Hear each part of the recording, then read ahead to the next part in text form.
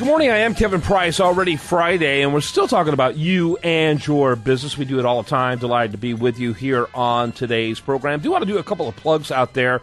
Great articles over there at priceofbusiness.com by Brian Spitz, plus our very first podcast that's being done by Brian, sponsored podcast by The Price of Business. Make sure you check him out over there at priceofbusiness.com with links over to his website, plus an excellent article by Sullivan Alexander. He's a Price of Business contributor on how small businesses are dealing with healthcare reform. Check them all out there at priceofbusiness.com. Speaking of healthcare reform, that's at the center of a huge controversy that's has led to the shutdown of our government. We got Sissy Lappinen. She is a Prestige Properties editor at usdailyreview.com, as well as a contributor here on The Price of Business.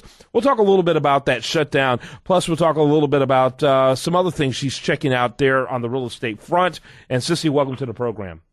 Thank you so much for having me, Kevin. How are you today? I'm doing awesome, thank you. Always glad to be able to chat. Tell us a little bit about, first of all, your thoughts as a realtor on the shutdown. You know, I've got to tell you, as a realtor and as a broker, one thing I am passionate about is I study everything there is about marketing. I studied, Steve Jobs. I studied, and there's a group, I guess it was about a year and a half ago, I went to a seminar, and this seminar was $8,000 a person. And it's by these guys, Glazer Kennedy's, and these two guys are whiz mind. They did Proactive. Now, you think Proactive, well, anybody that gives you a credit card and lets you charge it every month is delivering their message very well. You don't have to do a repeat sell, that sort of thing. And we all know how successful Proactive is. They did Men's Warehouse. You're going to like the way we look.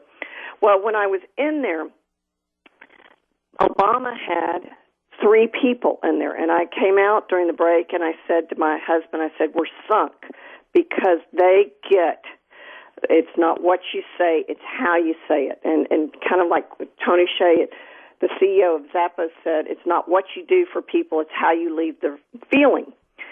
And with this whole health care shutting down the government, I just want to say to the Republicans, you have got to get with the times about crafting your message.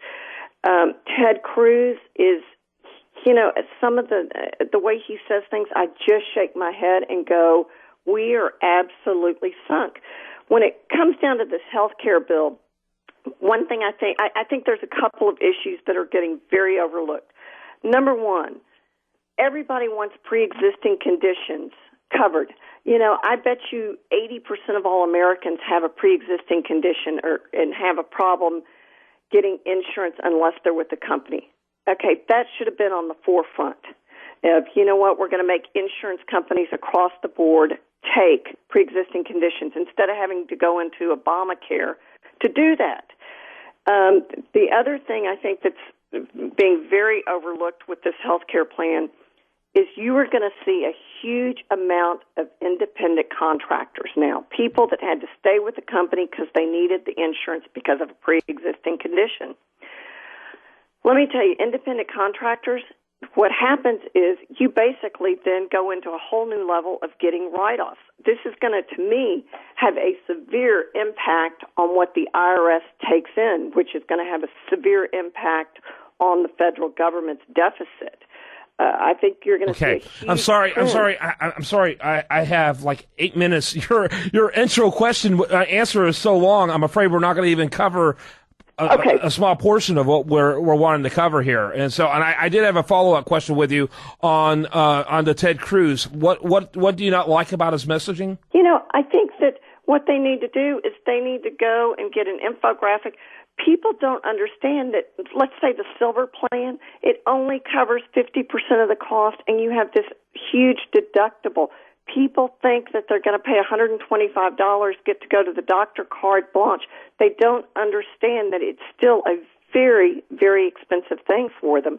And I feel like Ted Cruz has not gotten that message out. Oh, I guarantee you he has, but that it's filtered through a media that hates Ted Cruz. And so no matter what he says, it's edited in such a way to make him look as bad as humanly possible. Personally, the thing that's been phenomenal about Ted Cruz is that he has done something, which Republicans are notorious for not doing anything. And so, unfortunately, whatever he does, he has to do it through the filter of the media. But I agree with you on the larger messaging. The GOP has done a poor job of messaging, with the exception of Cruz. Most of the House members kind of look like Keystone Cops. And, and people don't quite understand the dynamic of what's going on here.